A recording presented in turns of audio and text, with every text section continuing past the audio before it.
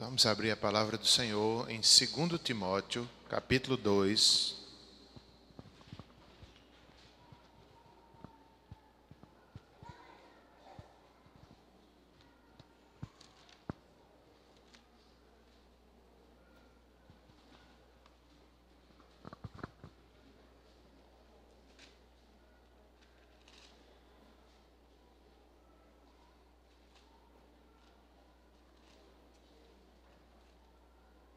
Desculpa, é 1 Timóteo, capítulo 2. Versos de 1 a 7.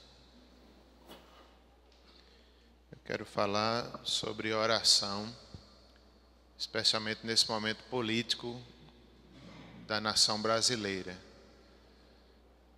E a Igreja Presbiteriana do Brasil, está no site da igreja, ela fez uma convocação para o dia 23, próximo, quarta-feira, para que as igrejas presbiterianas de todo o Brasil se unam em oração e jejum a favor do nosso país. Então, eu estou transmitindo isso para os irmãos dessa congregação, possamos nos juntar.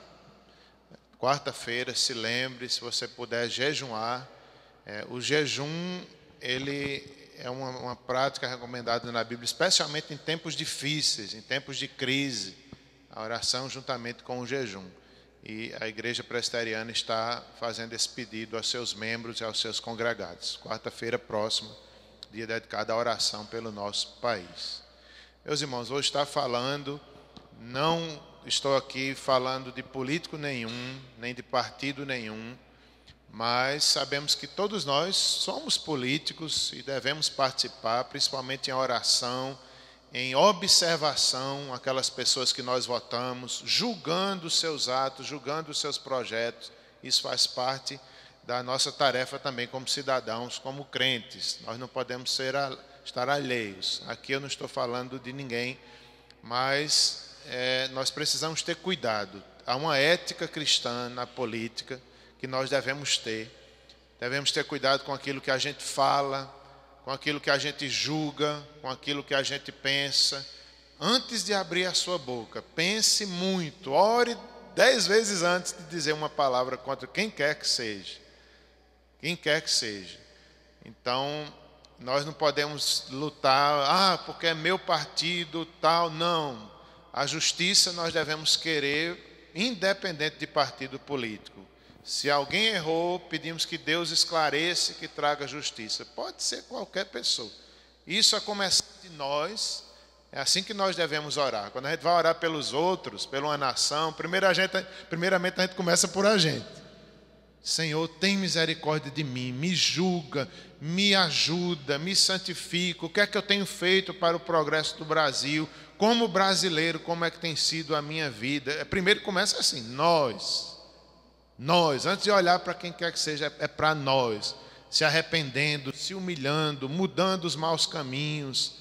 Depois a gente sai orando pela igreja. Eu primeiro começo por mim, depois é pela igreja. Senhor, santifica, julga o teu povo, abençoa, transforma. Se temos errado em alguma coisa, perdoa. Não é porque somos presbiterianos que vamos dizer que não erramos. Se a nossa igreja errou em alguma coisa, perdoa, santifica, traz juízo, a começar da nossa e em todas as outras do Brasil inteiro. Então, quer dizer, é uma visão que não é partidária, nem é só defendendo o meu, mas é querendo que Deus haja em todos nós. Aí depois a gente vai para a política, vai para as autoridades, sabendo que são constituídas por Deus, todas elas, pela permissão, pela misericórdia, pela graça do Senhor.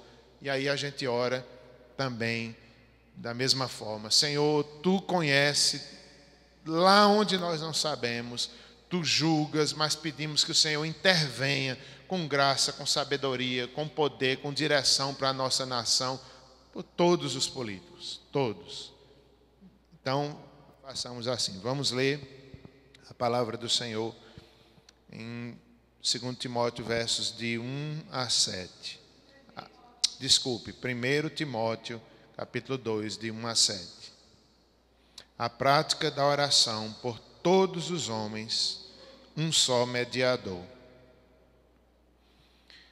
Antes de tudo, pois, exorto que se use a prática de súplicas, orações, intercessões, ações de graças em favor de todos os homens, em favor dos reis e de todos os que se acham investidos de autoridade, para que vivamos vida tranquila e mansa, com toda piedade e respeito. Isto é bom e aceitável diante de Deus, nosso Salvador, o qual deseja que todos os homens sejam salvos e cheguem ao pleno conhecimento da verdade. Porquanto há um só Deus e um só mediador entre Deus e os homens, Cristo Jesus, homem, o qual a si mesmo se deu em resgate por todos, testemunho que se deve prestar em tempos oportunos. Para isso fui designado pregador e apóstolo, e afirmo a verdade, não minto, mestre dos gentios na fé e na verdade. Senhor, oramos, fala aos nossos corações através da Tua palavra, em nome de Jesus. Amém. Esse texto foi escrito num tempo muito difícil, politicamente falando. Havia o imperador Nero ali perseguindo a igreja, e o apóstolo Paulo dá esse conselho a Timóteo, não só Timóteo deveria orar, suplicar, interceder por todos os homens e também pelas autoridades, mas era um cuidado para as igrejas daquela época. Timóteo era um pastor, e Paulo estava ensinando como ele devia direcionar a igreja, o culto. Isso aqui era um momento de culto. Paulo estava dizendo a Timóteo o que fazer na hora do culto. E Paulo estava dizendo isso, que eles deveriam orar mais na hora do culto. É como eu falei no momento de ações de graças, né? Alguns teólogos, estudando esse texto, criticam para o bem da igreja exatamente isso, dizendo que a gente ora pouco em nossos cultos. Nós somos uma comunidade de oração, uma comunidade de adoração, faz parte da nossa missão. Nós todos temos a missão, temos um chamado para a oração. Temos um chamado para evangelização, mas acima de tudo, nosso chamado é para adoração. Adoração. Por isso que nós estamos aqui fazendo um culto público. Como é que a gente se comporta aqui? Nós não podemos nos reunir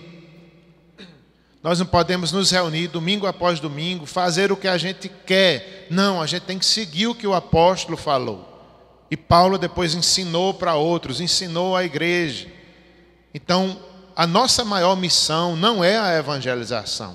A gente às vezes pensa que é. Qual é a maior missão da igreja? É evangelizar, é proclamar o evangelho. Não é a nossa maior missão.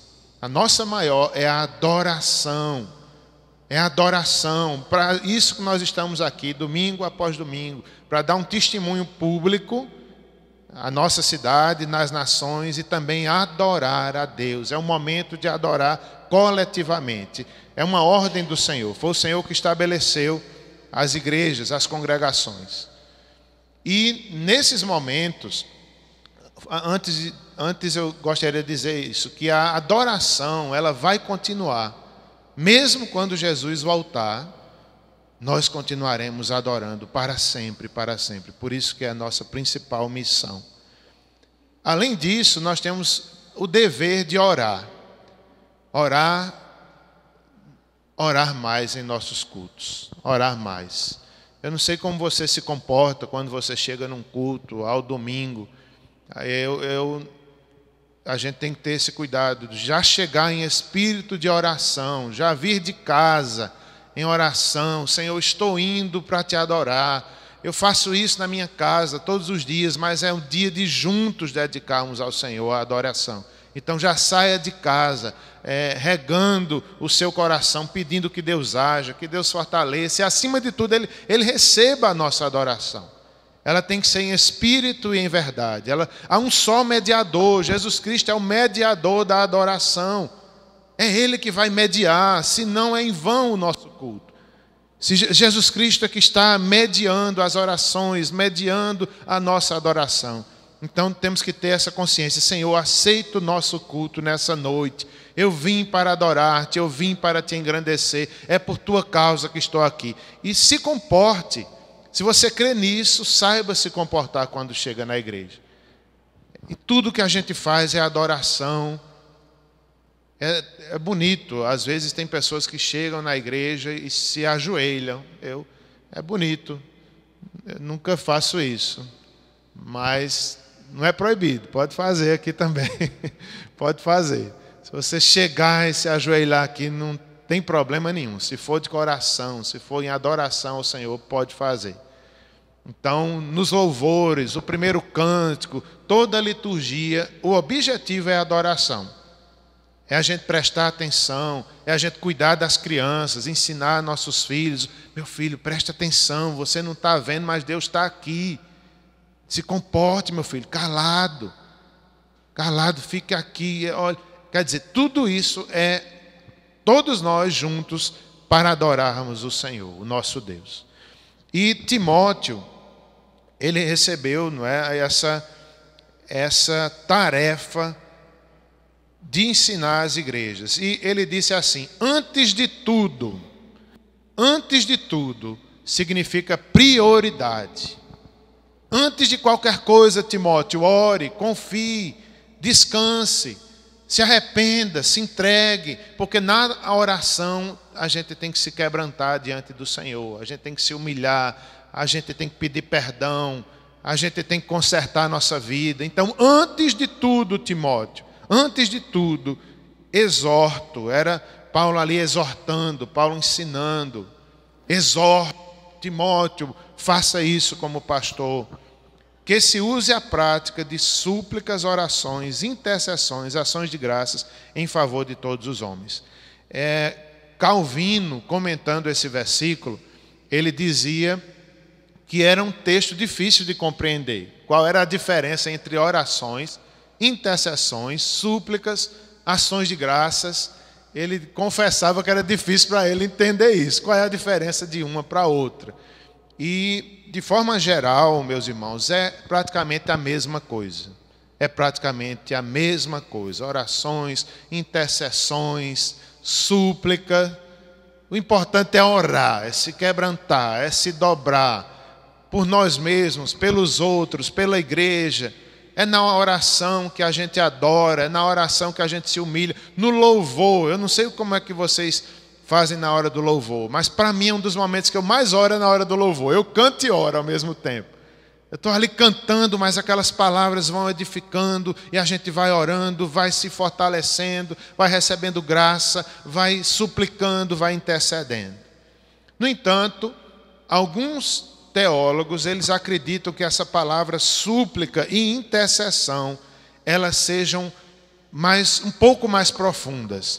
É aquela hora da dor, é aquela hora do gemido, é aquela hora que algo mais é um apelo ousado diante do Senhor. É quando a gente não tem mais palavras, é quando a gente está suplicando ali de toda força, de todo o coração, com a ajuda do Espírito Santo. Porque a Bíblia diz que nós não sabemos orar como convém. E é nessas horas que o Espírito de Deus intercede por nós com gemidos inexprimíveis, suplicando e intercedendo. Eu realmente acho interessante essa linha teológica que mostra a súplica, não é aquela ideia de uma mãe na hora do parto, que está ali sentindo dores de parto, gemendo até a criança nascer. Assim é quando a gente está em oração, em súplica, em intercessão. Às vezes Deus coloca aquele amor, aquela dor que você chora, que você ora. Você não sabe como orar por pessoas, às vezes, que você nem conhece. Uma intercessão, uma súplica, tudo isso com ações de graças. Com ações de graças. Ações de graças, ela deve ser o início da nossa oração, da nossa súplica. Gratidão porque Deus está nos ouvindo, gratidão porque Ele cuida de nós. Gratidão é algo que agrada a Deus. Súplica, orações, intercessões, ações de graças em favor de todos os homens. Essa última parte do versículo, em favor de todos os homens, ela se repete nesses 7 versículos algumas vezes. Ele diz no versículo 4: o qual deseja que todos os homens sejam salvos e cheguem ao pleno conhecimento da verdade. ele se repete outra vez, falando que a prática de orações deve ser por todos os homens. É interessante nós vermos isso aqui. Paulo dizendo que nós devemos orar por todos os homens. Significa inicialmente de todas as classes sociais, de todas as raças, de todos os países. Todas as classes de pessoas, pobres, ricos. Na nossa oração, ninguém pode ficar de fora, são todos os homens, né, os propósitos. Aí ele diz, especialmente os reis e de todos que se acham investidos de autoridade. Então, eu realmente recomendo a oração por todos os homens. Todos os homens aqui estão incluídos. Todos os homens são carentes do Senhor. Até mesmo os não eleitos, eles recebem graça, recebem a chuva, recebem o governo das autoridades. Aqui está incluído todos, não só os salvos. Todos os homens são imagem e semelhança de Deus. Por isso nós devemos temer e orar por todos que recebem a graça, que receberam a vida, que estão sob o governo de Cristo, que governa todas as nações. Não é, se nós formos olhar uma questão de salvação, que Cristo morreu pelos eleitos, aqui é mais amplo, são todos os homens, são dignos, são carentes, na verdade, da graça e da nossa oração. Inclui aqui os nossos inimigos, inclui as pessoas que a gente não concorda, inclui pessoas que são contra o Evangelho. Como já disse, nessa época aqui, que Paulo manda orar pelas autoridades, os reis, era Nero o governador, contra os cristãos. Ele era cruel, ele perseguia, ele era um homem conhecido por ser mau. E Paulo diz, ore por eles. Imagina o que era orar por Nero. Imagine orar por um homem que não é nem cristão. Inclusive a maioria dos governantes daquela época, nenhum era cristão. E Paulo, ore por todos eles. Deus que colocou, Deus tem um propósito. Até nos ímpios que governam, é Deus que está governando. Interessante ainda porque Jeremias, o profeta Jeremias, disse que os exilados orassem pela Babilônia, pela prosperidade da Babilônia. Imagina o que é você preso, exilado na Babilônia, e o profeta, orem pela Babilônia, orem pela prosperidade da Babilônia. Então, né, o povo de Deus, quando esteve cativo, o Senhor, desde o Antigo Testamento, mandava que eles respeitassem, que eles orassem. Claro que eles eram fortes, eles obedeciam, honravam só a Deus, não ao imperador, não a Nabucodonosor, mas eles sabiam o que era honrar e ao mesmo tempo obedecer a Deus em primeiro lugar. Eles sabiam, na hora que Nabucodonosor dizia, se dobre diante da estátua, eles não se dobravam, mas respeitar eles respeitavam, orar eles oravam. Então é isso que a gente tem que ter, essa consciência. Dobrar-se diante do mal, a gente não se dobra não, diante disso ou daquilo não, mas respeitar todos, orar por todos, a gente deve fazer isso, orar por todos os homens. Todos os homens aqui também significa que nem nossos cultos nós devemos lembrar não só de nós mesmos, mas que o Senhor está realizando o seu governo em todas as nações.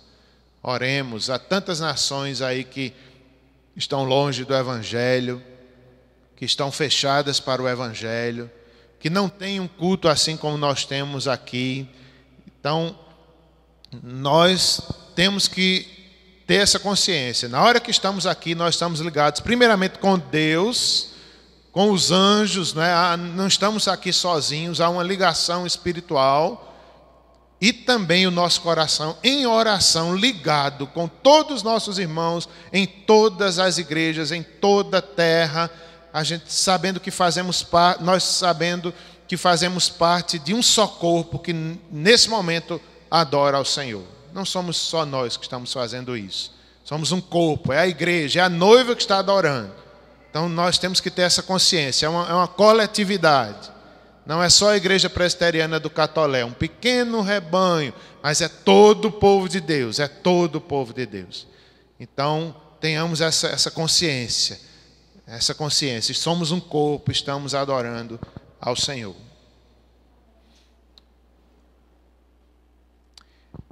Quando nós olhamos ainda para o Antigo Testamento, nós vemos que Deus era que escolhia os reis, os governantes e os ungia com o poder do Espírito Santo. Reis, sacerdotes, profetas e a liderança de forma geral, era Deus quem escolhia e Deus que separava. Nós vemos ali José do Egito, que é um grande administrador, que foi preparado por Deus, passou por dificuldades, foi traído pelos irmãos, foi vendido como escravo e Deus o usou poderosamente ali no Egito, em tempos difíceis. Por quê? Porque ele honrava a Deus, honrava a palavra. A mão do Senhor estava sobre ele. Ele vivia no caminho da piedade, no caminho do temor de Deus, no caminho do perdão. Que político maravilhoso. A política não é ruim. A política pode ser um instrumento de Deus para abençoar a coletividade. Política é isso, é agir em favor do coletivo, não a favor de um só. Então José do Egito, Deus o usou para abençoar ali o Egito. Naquele tempo difícil, ele conseguiu ser próspero, porque ele temia a Deus. Como nós precisamos de políticos assim?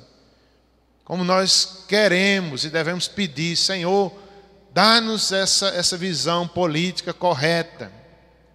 Quando nós olhamos ainda na Bíblia, nós vemos os juízes, antes dos reis. Houve um tempo que os juízes governaram. Nós podemos aqui lembrar de Débora, grande juíza, uma mulher juíza, que se levantou como mãe Israel, corajosa em tempo de guerra, em tempo de crise. Ela se levantou. Os homens estavam meio com medo, ela disse, eu vou. Ah, meu Deus, que coisa linda. Mulheres assim, não é? Juíza, no temor de Deus, na força de Deus, corajosa. Ah, Senhor, levanta juízes, não é? Juízes assim, que estão preocupados não consigo próprio, mas com a glória de Deus, com o bem do próximo, com o bem do povo, com o bem de Israel. Débora, Deus levanta Débora como mãe de Israel. Vemos ainda Gideão, um homem simples que Deus o chamou. Ele, Senhor, quem sou eu? Quem é minha família? Sou da mais pobre família de Israel. Não, Senhor, eu não, mas Deus é contigo, Gideão. Vai na tua força, Gideão. E Gideão se torna um dos maiores juízes de Israel.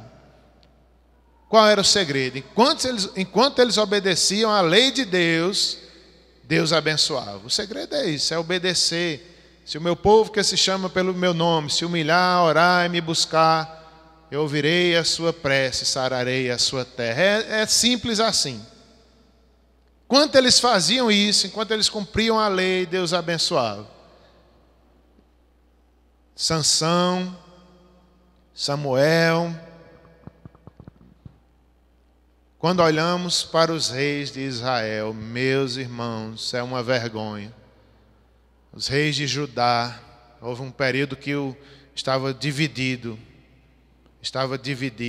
Do norte, Judá, a maioria deles, às vezes começava bem, depois esquecia de Deus, trazia a idolatria, trazia os altos, e assim eram influenciados pelos aqueles deuses das nações vizinhas.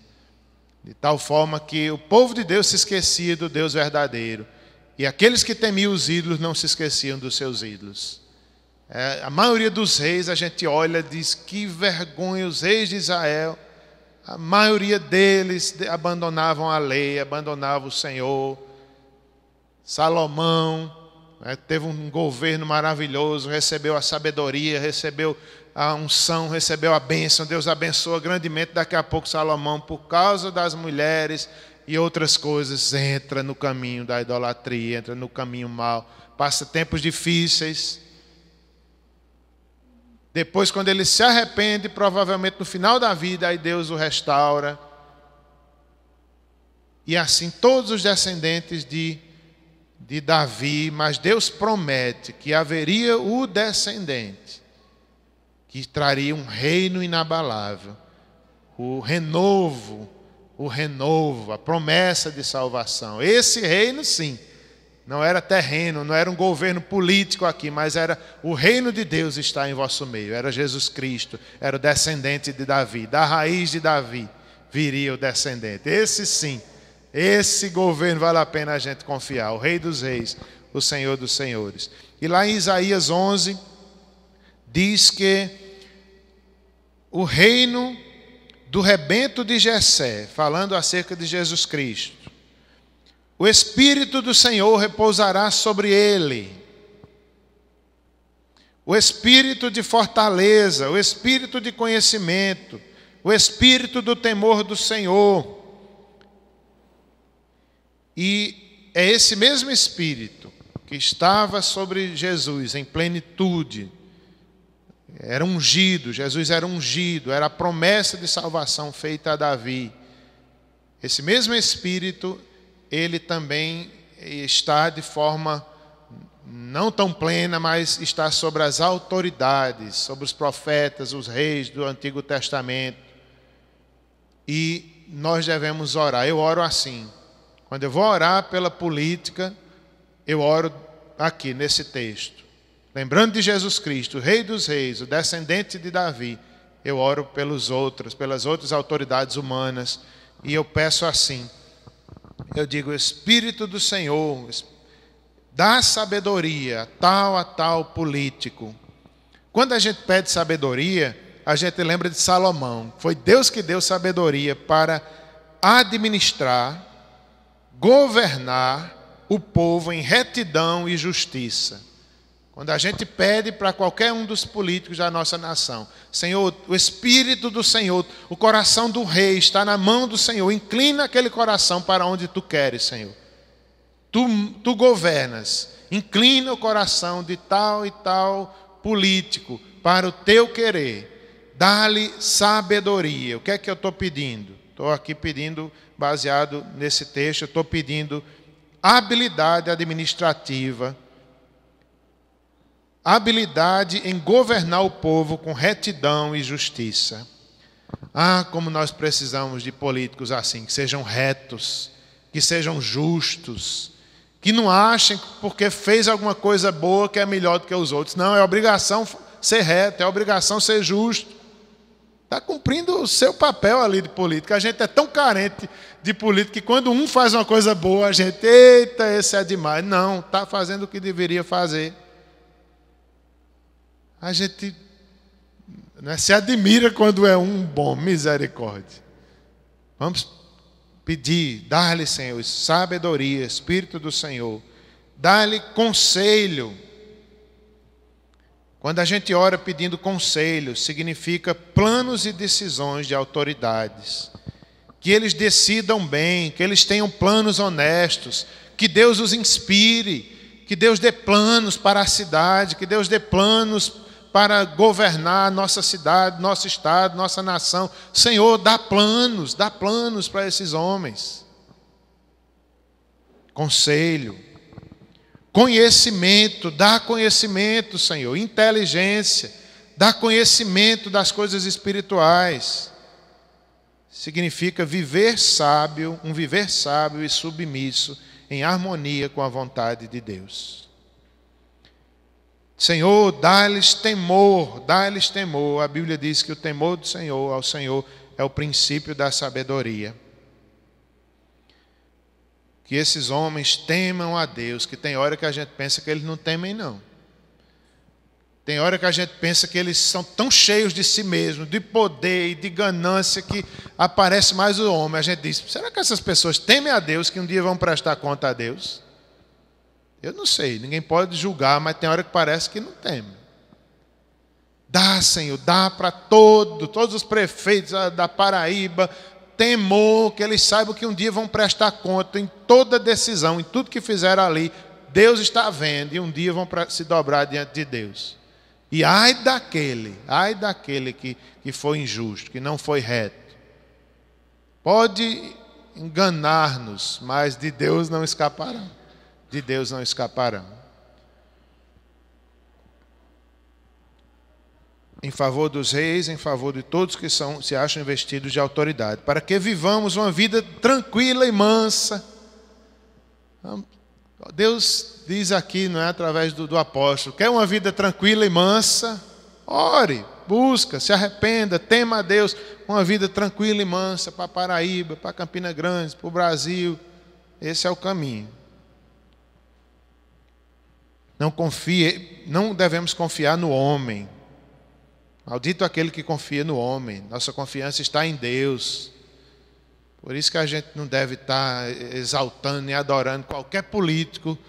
A gente tem o nosso voto, a gente apoia, mas confiança só em Deus. Confiança só em Deus, honra, louvor. É tanta coisa que as pessoas fazem. É às vezes tirando foto, é endeusando as pessoas. Apoiar, a gente apoia, ora, mas para que essas besteiras? São homens. Olhamos para Deus. Política, é importante, mas é humano. Para que a gente se deslumbrar com fulano tal? Não tenho isso não. Nenhum. Por mais que eu goste, por mais que eu apoie, por mais que eu louve, mas está bajulando, está aquela coisa assim, não é do povo de Deus. Os cristãos não faziam isso com os imperadores. Jesus Cristo é o Senhor. Muitos morriam só em dizer isso diante do império. Jesus Cristo é o Senhor. Homem nenhum merece que vivamos na dependência deles. Vivamos uma vida tranquila e mansa, com toda piedade e respeito. É isso que nós queremos, uma nação piedosa, respeito nas escolas, na política, que influencie o nosso Estado, influencie nossas escolas, influencie as prefeituras, com piedade, com respeito. E isto é bom e aceitável diante de Deus, o nosso Salvador, o qual deseja que todos os homens sejam salvos e cheguem ao pleno conhecimento da verdade, porque há um só Deus e um só mediador entre Deus e os homens, Cristo Jesus, homem. É Jesus, o nosso foco, a nossa autoridade, o mediador, aquele que governa todas as nações, é Ele. É Ele. O qual a si mesmo se deu em resgate por todos. Jesus se deu para nos resgatar. Testemunho que se deve prestar em tempos oportunos. Paulo está dizendo, testemunhe sobre isso. Fale que Jesus veio nos resgatar. Fale que Ele é o mediador. Ensine isso, Timóteo. E isso nós devemos tomar para nós também. É tempo de testemunhar. É tempo de evangelizar. Porque a verdadeira mudança só virá através do Evangelho, através da cruz, através disso aqui, ó, que Jesus Cristo deu a vida para nos resgatar. A mudança verdadeira é no coração nosso. Testemunho que se deve prestar em tempos oportunos. Para isto fui designado pregador e apóstolo. Afirmo a verdade, não minto. Mestre dos gentios na fé e na verdade.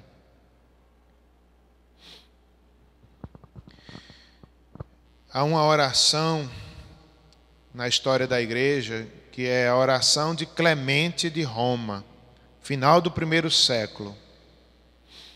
Olha como eles oravam pelas autoridades. Eu acredito que nós devemos orar de semelhante modo. Ele dizia assim, Clemente de Roma, no final do 1º século: Concede-lhe, Senhor, saúde, paz, harmonia e estabilidade, de forma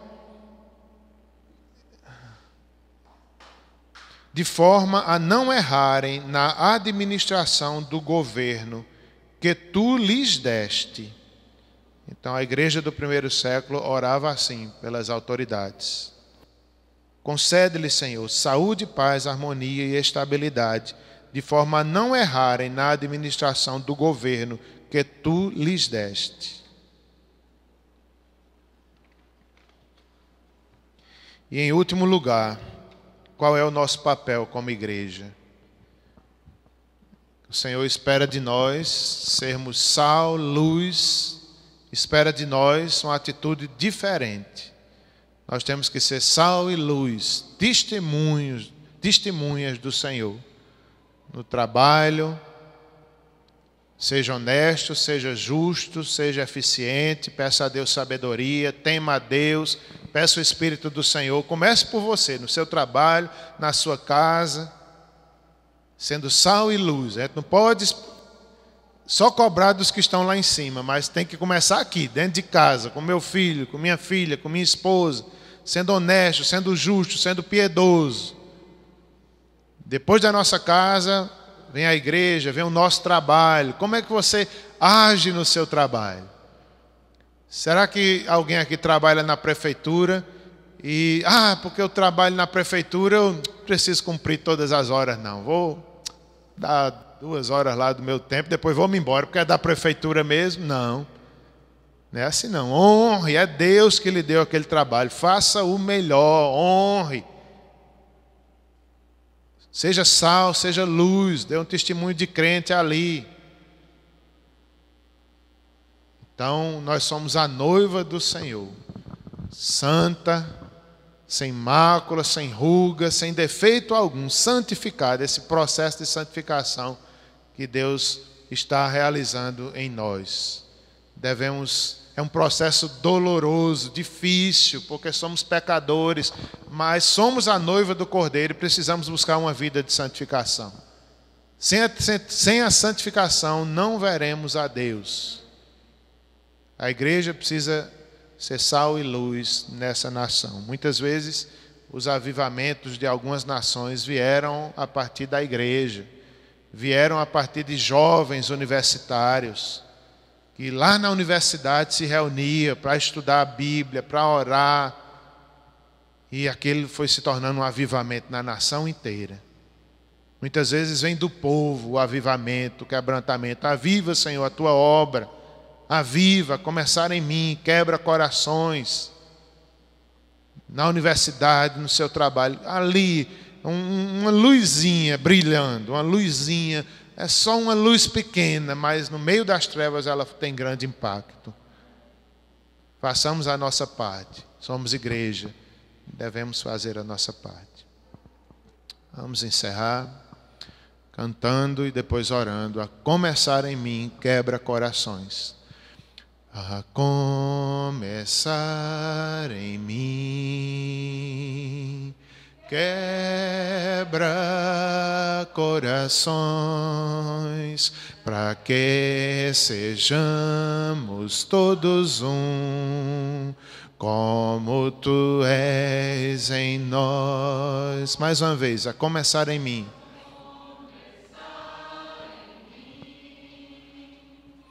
Quebra corações, para que sejamos todos um, como tu és em nós. Mais uma vez, a começar em mim, a começar em mim. Quebra corações, para que sejamos todos um, como tu és em nós. Onde há frieza, que haja amor, onde há ódio, perdão, para que teu corpo cresça assim. rumo à perfeição, a começar em mim. Quebra corações, para que sejamos todos um, como tu és em nós. Onde há frieza, que haja amor. Onde há ódio, perdão, para que teu corpo cresça assim, rumo à perfeição. Senhor, oramos pedindo um avivamento para cada um de nós. Aviva-nos. Nós possamos, a começar em cada um de nós, buscar a justiça, a piedade, buscar o teu reino em primeiro lugar. Possamos, de fato, ter Jesus Cristo como Senhor, como Rei dos Reis, nesse governo inabalável, Rei dos Reis, o Senhor dos Senhores. Esse é o nosso maior projeto, o teu reino. Nós amamos o teu reino, nós amamos a justiça, nós amamos a retidão, nós amamos a salvação que Cristo veio trazer. Que vivamos aqui na terra como cidadãos do céu. Abençoa-nos e abençoa também toda a igreja e toda a nação e em toda a terra. Agora peço a bênção sobre o teu povo, que a maravilhosa graça do nosso Senhor e Salvador Jesus Cristo, o amor de Deus Pai Todo-Poderoso, as consolações e o poder do Espírito Santo sejam sobre cada um de vós e sobre todo o povo de Deus, espalhado em toda a terra, desde agora e para sempre.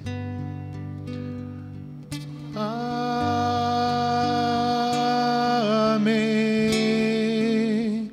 Amém.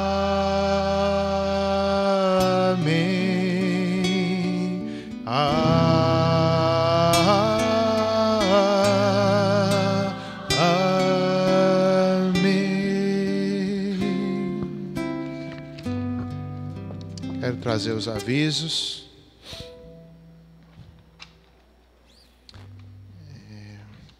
Primeiramente, quero saudar as pessoas que nos visitaram hoje. Alguém nos visitou hoje, aquela família ali atrás. Estou vendo que está nos visitando. A moça que está aí ao lado de Cacá também. Vamos dar umas boas-vindas a todos que nos visitaram nesta noite. Sejam bem-vindos em nome do Senhor Jesus. Meus irmãos, como já disse, nossa Páscoa esse ano nós teremos 2 momentos diferentes. Um é o café da manhã, no domingo pela manhã, às 8 horas. Todos estão convidados a estarem aqui. Haverá um momento de louvor, de palavra breve e depois um momento de comunhão, onde tomaremos café juntos, celebrando a ressurreição de Cristo. Já e 10 horas da manhã haverá escola dominical normal para adolescentes, crianças e adultos. Funcionará a escola dominical normalmente às 10 horas. Gil, prepara o café da manhã. Gostou? Então, outra coisa, na sexta-feira nós teremos um culto à noite às 19 horas aqui em frente à igreja. Então todos estão convidados, quem estiver em Campina Grande, venha. E à tarde, às 14 horas, nós estaremos evangelizando aqui nossa vizinhança. E nós queremos pedir, se você puder dar o nome, nos avise que você vem, para poder a gente fazer a divisão das ruas, a cooperar. Outra coisa, na terça-feira à tarde, às 14 horas, nós vamos estar aqui para distribuir as cartas convites para o culto e uma mensagem de Páscoa. Haverá nessa carta o carimbo da igreja, uma mensagem de Páscoa e o convite para o culto. Não sabemos se vão aceitar, mas a gente vai mandar uma mensagem em todo caso. E se você puder vir para distribuir, são muitas casas, muitas ruas. Uma irmã, ela não está aqui hoje à noite, mas um casal da igreja que mora aqui próximo me procurou hoje de manhã e disse: pastor, ele pode separar umas cartas dessa para mim, e diga qual é a rua que eu vou, que olha, eu entrego tudinho na minha vizinhança, aqui por perto. Aí eu digo, ótima ideia, que bom que a irmã vai fazer na sua rua. Não é? Então, do mesmo jeito, se alguém que mora aqui perto disser, pastor, olha, me entrega umas cartas que eu faço a minha rua todinha, já é uma ajuda. Já é uma ajuda. Então, os irmãos que puderem cooperar, e oremos para que cada carta seja recebida com amor, que seja um testemunho. É uma forma de divulgar o trabalho da igreja também, e, acima de tudo, a mensagem do Evangelho. Que Deus abençoe. Estarei indo à porta cumprimentar os irmãos.